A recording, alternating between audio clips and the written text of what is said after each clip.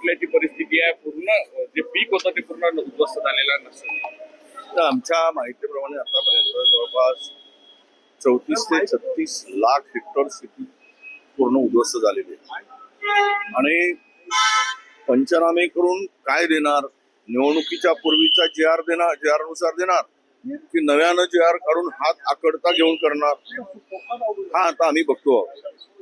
त्याचे पंचनामे करायचे आधी जरी दिले असले तरी ही मदत तातडीनं देण्याची आवश्यकता आहे. आणि हेक्टरी 50,000 रुपये, कारण काहीच पीक शिल्लक राहिलं नाही. याने 1 रुपये पीक विम्याचा सोंग केला, तो कॅन्सल करून टाकला, तो रद्द केला. शेतकऱ्यांना पैसे भरायला लावले. त्यातले जे ट्रिगर आहे त्यानुसार तर ते पीक विम्याच्या कक्षेत आता येतच नाही. अतिवृष्टी म्हणजे कशात येते? मग शेतकऱ्याला काय मिळणार? हे नव्यानं 5 ट्रिगर दिले, त्यामध्ये तर शेतकरीला पीक विम्याचा फायदाच होऊ शकत नाही. आणि शेतकऱ्याच्या खिशातून त्या पीक विमा कंपन्याला पैसे पण भरून घेतले. पण इतका नतभ्रष्टपणा मला पाहिलं नाही मी. मुळात काय होतं की तुम्हाला कर्जमाफी देतो म्हणून तुम्ही सांगितलं पहिल्यांदा कर्जमाफी द्या. शेतकरी त्या कर्जात बुडालेला आहे आणि हेक्टरी 50,000 रुपये देण्याची तयारी ठेवा, तरच हा शेतकरी सावरेल.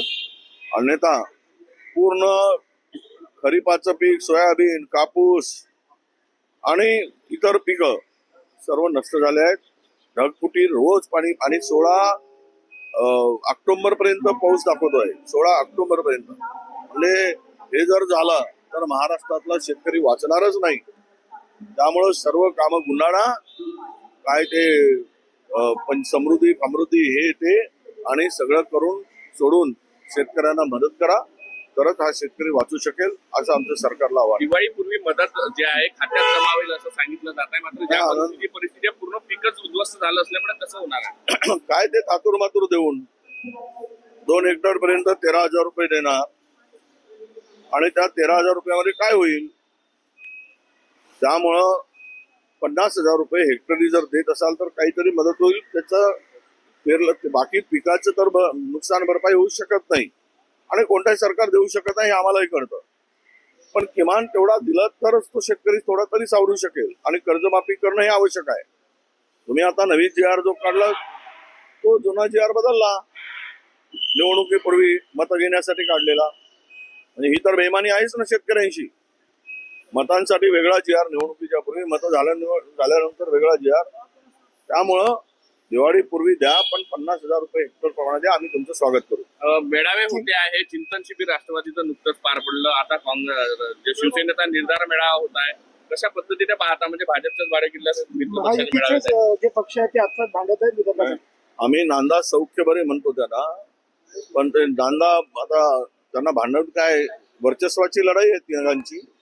पण ते भाजपाच्या हातात दोर आहेत ना. किती चिंतन शिबिर घेऊ द्या, किती मनन शिबिर घेऊ द्या, किती काही शिबिर घेऊ द्या, पण भाजप म्हणेल ए इधर चलो. त्याला काय म्हणतात, त्याला शोले पिक्चरच्या जेलरचं ऐकावंच लागेल. आधे इधर जाओ, आधे उधर जाओ, इधर इतने जाओ, उधर उतने जाओ. त्यांच्या हातात आहे काय? कारण त्या बैलबंडीचे कासरेच मुळात देवेंद्र फडणवीसांच्या हातात आहेत. त्यामुळं त्यांना जिकडे ते मनानं चालू शकत नाही, फक्त आता दाखवत आहेत.